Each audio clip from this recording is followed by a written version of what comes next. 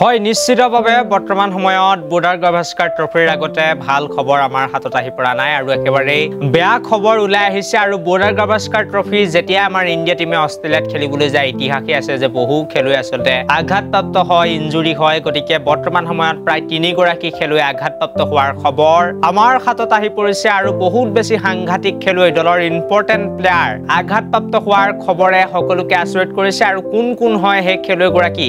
এই বিষয়ে যদি আপোনালোকে সবিশেষ জানিব বিচাৰিছে তেনেহলে এই প্ৰতিবেদনটো একেবাৰে প্ৰথমৰ পৰা শেষলৈকে চাই থাকিব পাৰে কিন্তু তাৰ আগতে ভিডিঅটো লাইক লগতে চেনেলটো সাবস্ক্ৰাইব কৰি ল'বলৈ নাপাহৰিব এনেকুৱা ধৰণৰ খবৰৰ বাবে আৰু আপোনালোক সকলোকে মই জনাই দিব বিচাৰিছো যে বৰ্তমান সময়ত বৰ্ডাৰ গাভাস্কাৰ ট্ৰফিৰ বাবে ইণ্ডিয়া টিম গৈ অষ্ট্ৰেলিয়াত আছে গৈ আৰু অষ্ট্ৰেলিয়া যিবিলাক পিটছ হয় সকলোৱে জানে বহুত বেছি বাউন্স হয় আৰু সেইবাবে খেলুৱৈসকল বাৰে আসলতে আঘাতপ্ৰাপ্ত হোৱা দেখা যায় কিন্তু প্ৰায় 3 গৰাকী খেলুৱৈ আঘাতপ্ৰাপ্ত হোৱা দেখা গৈছে আৰু প্ৰথম গৰাকী খেলুৱৈ হৈছে কামাল লাজৱাব ৰাহুল অৰ্থাৎ KL ৰাহুল ডাঙৰ প্লেয়াৰ হয় ভাৰতৰ আৰু KL ৰাহুলে বৰ্তমান সময়ত চিন্তা বহাইছে ভাৰতীয় টিমৰ আৰু খেলুৱৈ গৰাকী আজিৰ দিনটোত তেখেতে প্ৰেক্টিছ মেচ খেলিব নোৱাৰিলে বা অনুশীলন মেচ খেলিব নোৱাৰিলে ইণ্ডিয়া টিমৰ খেলুৱৈসকলৰ মাজতে অনুশীলন মেচ হৈছিল আৰু সেই খেলখনত খেলি থাকোতে আসলতে KL ৰাহুলৰ বল একেবাৰে কান্ধত লাগে প্ৰসিদ্ধ কৃষ্ণাই বলিং কৰি আছিল আৰু যেতিয়াই কান্ধত লাগে তাৰ পাছতে ষ্টেডিয়াম এৰি খেলুৱৈ গৰাকী যাবলৈ বাধ্য হয় একেবাৰে বৰ্তমান সময়ত KL ৰাহুলৰ যিটো ইনজুৰি হেতু অকমান সিৰিয়াস বুলি জানিব পৰা গৈছে বাকি যি কি নহওক KL ৰাহুল যাতে